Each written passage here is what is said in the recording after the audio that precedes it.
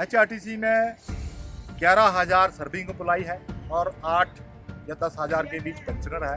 आज 14 तारीख होने को आई, आज तक हमें न सैलरी ना पेंशन मिली है। ये सैलरी हमेशा 17-18 तारीख को ही मिलती है। एक तारीख को मिलती है नहीं, आज तो खुद कह रहे तो 14 तारीख को मिली, आज कल में मिल जाएगी।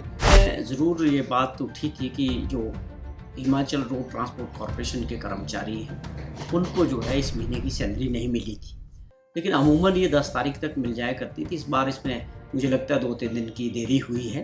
15,000 कर्मचारी जिनको तनख्वाह नहीं मिल पाई, आज 15 तारीख हो गई इस महीने की। ये क्या दर्शाता है? ये दर्शाता यही है कि सही मायने में ओवरड्राफ्ट की स्थिति आ गई है। कर्मचारियों की सैलरी लेट होने का मुद्दा उठा और बुधवार यानी कि 14 तारीख को ये सब बयानबाजी हुई जो आपने अभी सुनी। तो बुधवार की ही शाम सीएम सुखविंदर सिंह के ऑफिशियल ट्विटर हैंडल पर एक ट्वीट हुआ जिसमें लिखा कि शेड्यूल के हिसाब से सभी कर्मचारियों को समय पर वेतन मिल रहा है, लेकिन दिल्ली से हिमाचल को बदनाम करने का अभियान चलाया जा रहा है। एक तरफ कर्मचारी कह रहे हैं कि सैलरी लेट है, तो दूसरी तरफ सीएम और उनके मीडिया सलाहकार दोनों वेतन मिलने की 2 अलग-अलग तारीख बता रहे हैं। खैर, पहले कर्मचारियों से सुनिए, फिर सीएम और उनके मीडिया सलाहकार के बयान पर आते हैं। एचआरटीसी में 11,000 सर्विंग एम्प्लॉय है और 8 या 10,000 के बीच पेंशनर है। आज 14 तारीख होने को आई, आज तक हमें न सैलरी ना पेंशन मिली है। बड़े दुख के साथ कहना चाहता हूं कि 18/5 को हमारी हिमाचल पथ परिवहन निगम ड्राइवर्स यूनियन की मीटिंग माननीय डिप्टी सीएम महोदय जी से और सीएम महोदय जी से हुई थी। उन्होंने माना था कि आपको सैलरी और पेंशन जो है 7 तारीख दे दी जाएगी, लेकिन 7 तारीख के बाद आज 14 तारीख होगी, लेकिन सैलरी का कोई नया निशान नहीं है।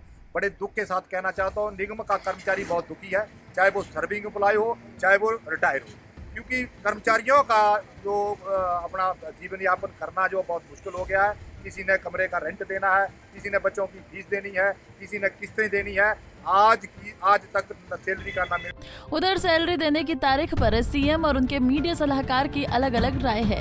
सीएम के मीडिया सलाहकार जहां इसे सैलरी की तारीख 10 बता रहे हैं, वहीं सीएम पहले 17 कह रहे थे और बाद में 14, लेकिन जून की 15 तारीख तक भी ये सैलरी नहीं मिल पाई है।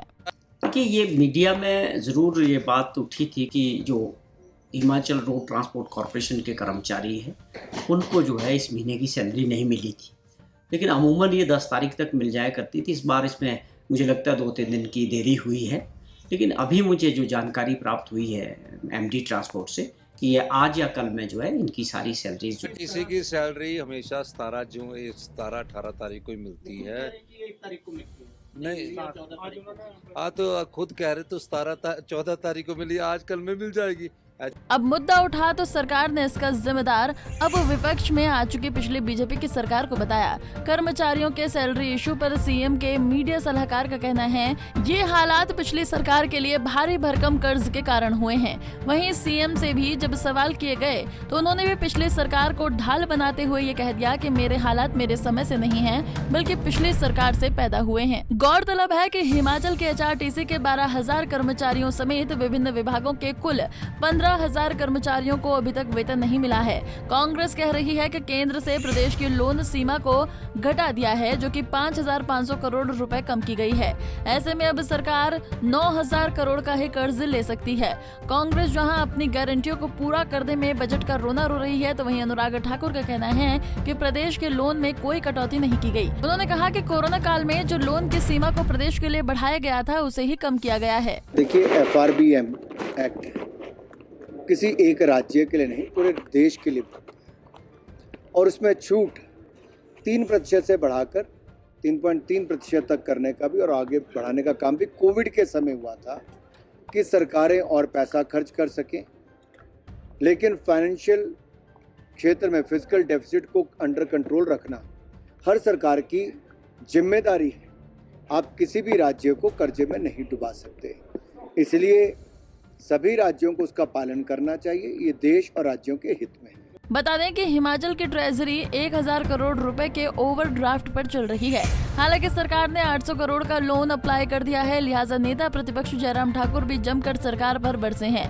उन्होंने कहा है कि हिमाचल में ओवरड्राफ्ट की स्थिति आ गई है, जिसका मतलब है कि ट्रेजेडी बंद हो जाएगी और जिससे न तो किसी तरह का भुगतान होगा और न ही कर्मचारियों को सैलरी मिलेगी और न ही पेंशन। और अभी हाल ही में जो परिस्थिति हमारे सामने आई है कि हिमाचल प्रदेश में लगभग 15,000 कर्मचारी जिनको तनख्वाह नहीं मिल पाई है। आज 15 तारीख हो गई इस महीने की। ये क्या दर्शाता है? ये दर्शाता यही है कि सही मायने में ओवरड्राफ्ट की स्थिति आ गई है। और ओवरड्राफ्ट की स्थिति आने का मतलब सीधा होता है कि आपकी ट्रेजरी बंद हो जाएगी।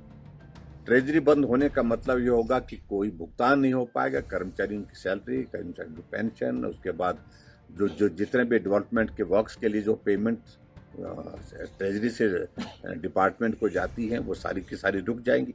ये सारी चीजें एक साथ इस प्रकार से घटित हुई है जिनका उनको जवाब देना है। हिमाचल की हालिया स्थिति प्रदेश के भविष्य के लिए अच्छे संकेत नहीं है, क्योंकि मौजूदा वित्त वर्ष में लगभग 11,000 करोड़ रुपए का पुराना लोन और इसका ब्याज वापस लौटाना है। इस बीच केंद्र ने हिमाचल की लोन लेने की लिमिट 5% से घटाकर 3.5% कर दी है। यानी कि जीडीपी का हिमाचल सरकार अब 3.5% लोन ही ले पाएगी। इससे राज्य सरकार को इस बार लगभग 9 करोड़ रुपए का कर्ज मिल पाएगा, जिससे भविष्य में हिमाचल की आर्थिक स्थिति और खराब होने वाली है। Bureau report, Punjab Kesari TV. हमसे जुड़े रहने के लिए हमारे YouTube चैनल को सब्सक्राइब करें और नई वीडियो की नोटिफिकेशन के लिए बेल आइकॉन को दबाएं। अगर आप ये वीडियो Facebook पर देख रहे हैं तो लाइक जरूर करें और ज्यादा से ज्यादा शेयर करें। इसी तरह के और भी अपडेट्स के लिए फॉलो करें हमारा Instagram पेज himachal.kesari।